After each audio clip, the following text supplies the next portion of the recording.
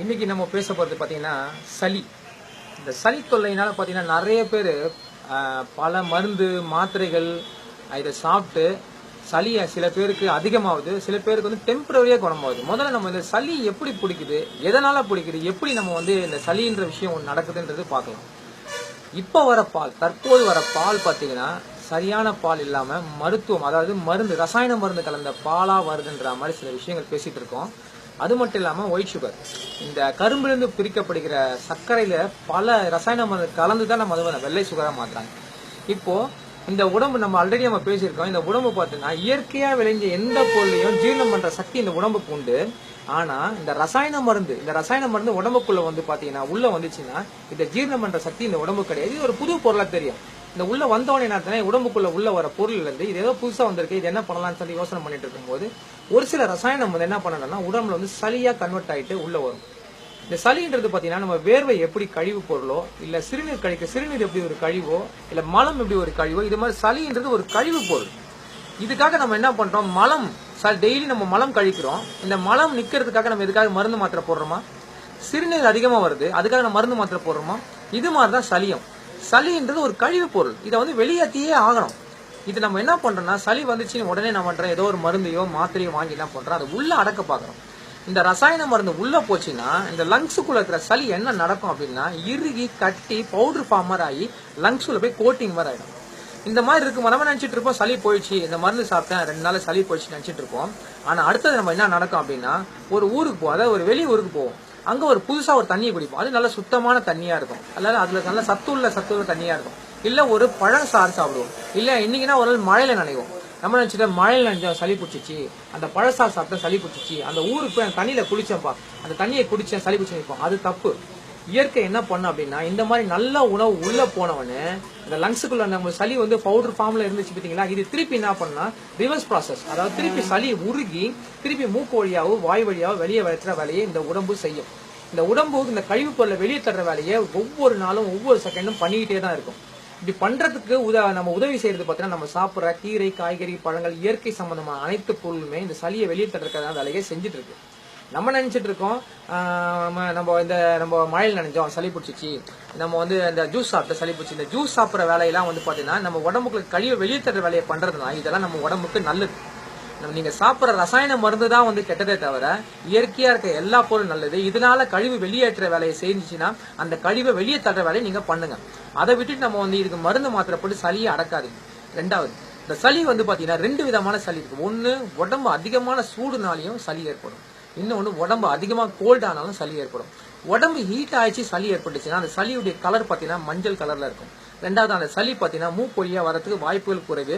தொண்டைக்கும் மூக்குக்கும் நடுவில் நின்றுட்டு இருக்கும். வறட்டு எறும்பு மாதிரி ரொம்ப எப்ப பார்த்தாலும் இரும்பிட்டே இருப்பாங்க. அப்படியே மிஞ்சி என்ன பண்ணுவாங்க, சளி என்ன பண்ணுவாங்க, இரும்பி வாயில இருந்து தான் எடுக்கிற வேலையா இருக்கும். இது வந்து ஹீட்டால ஏற்பட சளி. நம்ம நினைச்சிட்டு இருப்போம் உடனே சளி குடிச்சுன்னா திருப்பி நம்ம என்ன பண்ணுவோம், சளிக்கான மருந்தையோ இல்ல இதுக்கு என்ன பண்ணுவோம்னா இந்த மாதிரி தூதுவலை ஆடுதுவலை இந்த மாதிரி மூலிகைகள் சாப்பிடுவோம். இந்த தூதுவலை பார்த்தீங்கன்னா ஏற்கனவே உடம்பு ரொம்ப சூட்டான உடம்பு. இந்த சூடால ஏற்பட்ட சளிக்கு திருப்பி சூட்டான பொருள் கொடுத்தீங்கன்னா வறட்டு அதிகமா ஆகுமே தவிர சளி உள்ள இறுகி கட்டி தொண்டையில போய் மாட்டிக்க சளி வெளியே வர வேலையை செய்யாது. அந்த மாதிரி சமயத்துல என்ன பண்ண முடியும்னா மாதுளம்பழம் சாறு கரெக்டா 11 மணிக்கு, காலையில 11 மணிக்கோ இல்ல மதியம் அதாவது சாயந்தரம் 3 மணிக்கும் நீங்க அந்த மாதுளம்பழம் சாறை, அதாவது நாட்டு மாதுளம்பழம் கட்டினீங்கன்னா உள்ள வெள்ளை கலர்ல இருக்கும். அந்த முத்துக்கு மேல மெலிசா மஞ்சளா ஒரு தோல் ஒண்ணு இருக்கும். அந்த தோலோட சேர்த்து வீட்டுல அரைக்கணும். அந்த வெளியில வந்து பாத்தீங்கன்னா ஜூஸ் கடை எல்லாம் சாப்பிடக்கூடாது, அவங்க வேற எந்த தண்ணியை போடுவாங்க, ஐஸ் போடுவாங்க, அதெல்லாம் பண்ணக்கூடாது. அந்த முத்துக்கும் சேர்த்து மஞ்சள் கலர் தோலோட சேர்த்து அரைச்சி சாறு எடுத்து அந்த சாறு கூட கொஞ்சம் நாட்டு சர்க்கரையோ வெல்லமோ கருப்பட்டியோ தேனோ கலந்து குடிச்சிட்டீங்க அப்படின்னா 2 வேளை, ஒரு நாளைக்கு 2 வேளை, 2 நாளைக்கு 4 வேளை சாப்பிட்டீங்கன்னா அந்த உள்ளக்கிற சளி திருப்பி உருகி மூக்கு வழியாவோ மலம் வழியாவோ வெளியே தள்ளுற வேலையை செய்யும் இந்த உடம்பு. இப்படி ஏற்றிடலாம். ரெண்டாவது, கோல்டால சளி பிடிச்சி சாப்பிட்டீங்கன்னா சளியுடைய கலர் பச்சை கலர்ல இருக்கும், இல்ல வெள்ளை கலர்ல இருக்கும். இந்த மாதிரி சளியை நீங்க மூக்கு வழியாவோ வாய் வழியா சிந்தி இந்த சளியை வெளியெடுக்கிற வேலையை செய்யணுமே தவிர இந்த சளியை அடக்கிறதுக்காக எந்த ஒரு ரசாயன மருந்தோ எதுவுமே எடுக்கக்கூடாது. ரொம்ப அதிகமாயிடுச்சு அப்படின்னா நான் சொன்ன மாதிரி 2 மிளகு ஒரு 4 சீரகத்தை தண்ணியில கொதிக்க வச்சு வடிகட்டி அந்த தண்ணியை குடிச்சிட்டே வந்தீங்கன்னா இந்த சளி வந்து உடனடியாக கீழே மலம் வழியா சீக்கிரம் இறங்கி உங்களுக்கு வந்து வெளியே தள்ளுற வேலையை செய்யும். இப்படிதான் சளியை தெளிய பண்ணணுமே தவிர இதுக்காக ரசாயன மருந்தோ ஒரு மருத்துவரையோ எந்த ஒரு மருத்துவரை அணுக வேண்டிய அவசியமே கிடையாது. உங்க கையிலேயே மருத்துவம் இருக்கு. ஸோ இது வந்து பாத்தீங்கன்னா சில பேருக்கு வந்து மண்டையில அதிகமா வந்து சளி போட்டு நம்ம தலை உள்ள பாரமா இருக்கும். இப்படி இருக்கிறவங்க என்ன பண்ணலாம், கொஞ்சம் என்ன பண்ணலாம், ஆவி பிடிக்குதுன்னு சொல்லுவாங்க. அதாவது நல்ல சுட தண்ணி எடுத்துக்கலாம், கொஞ்சம் கல் உப்பு, சால்ட் வந்து தூள் சால்ட் போடக்கூடாது, கல் உப்பு போட்டுக்கணும். போட்டு கொஞ்சம் மஞ்சள், உங்க வீட்டில் உங்க வீட்டில் இருக்கிற ஏதாவது ஒரு தைலத்தை போட்டுக்கலாம்.